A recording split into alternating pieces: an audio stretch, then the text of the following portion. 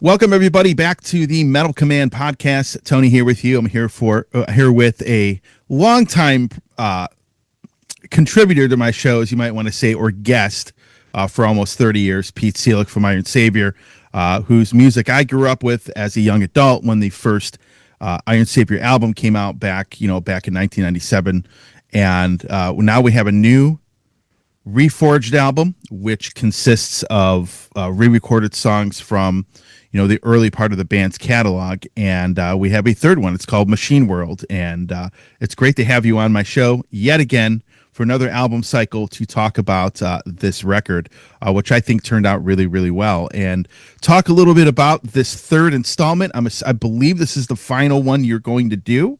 It's because with that one, mainly I think there's one or two songs that are not covered yet, but I don't think I'm making an entire album of those two missing songs. Well, that's gonna be the last one. They could always be bonus tracks. You've done that before. So we have this new album, Reforged Machine World, and one of the biggest complaints I had about the first two is you had no songs from the interlude EP, and now you have 3 of them, which I think were huge improvements over. I was surprised that they would be an improvement, but I like these new versions better than the EP, which the EP I absolutely loved when it came out. And then of course you also have done new versions of songs from Dark Assault. I remember when that album came out, I was not the happiest of people when you heard the production on it, but I think you've really done those songs justice, as we say, and I think those saw the biggest improvement. So talk about making this third one, picking the songs for it, and you have a couple singles out as well. Picking the singles, that actually wasn't that hard, because from the Dark Assault, actually it was hard. Because from the Dark Assault, the first single was planned to be Never Say Die, of course. But then it turned out to be that the song I was the most unhappiest with on the Dark Assault album, which I was unhappy with it in general. We talked about that on earlier shows. Now, Eye of the World all of a sudden turned out to be the best song of this entire re-recording session. Not necessarily the best song, but one of the best songs. And since it started out being the worst song of all Iron Savior songs ever, that of course qualified this baby to be the first single, of course.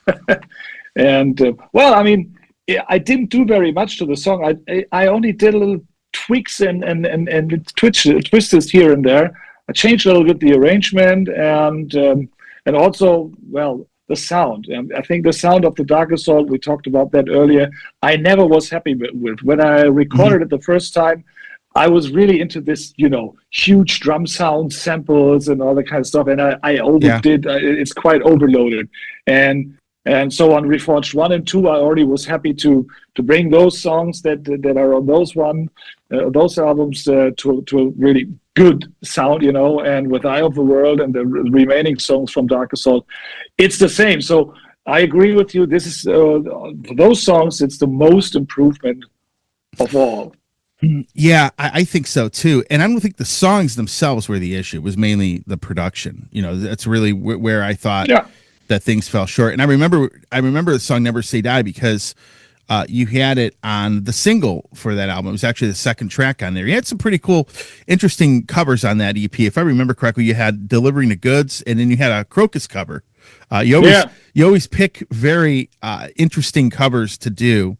To record stuff that people wouldn't like, the Seal cover of Crazy or, stuff like that. I just think you've always picked some interesting cover songs, but every time you do cover tracks, it always goes back to the band that's on your shirt right now, Judas Priest. I mean, I always felt like that's like probably one of the bands that influenced you the most. It feels like. Oh yeah. Definitely.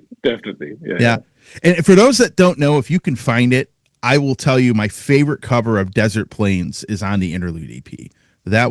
I still go back to that that a lot. That EP was actually very big for me when it came out, so I was excited when you put songs from that on there.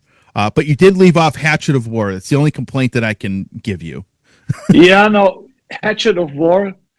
When I listened back to the song after so many years, and I keep listening to it, it just didn't touch me anymore. You know, I thought, no, this song is just not cool enough to be re-recorded.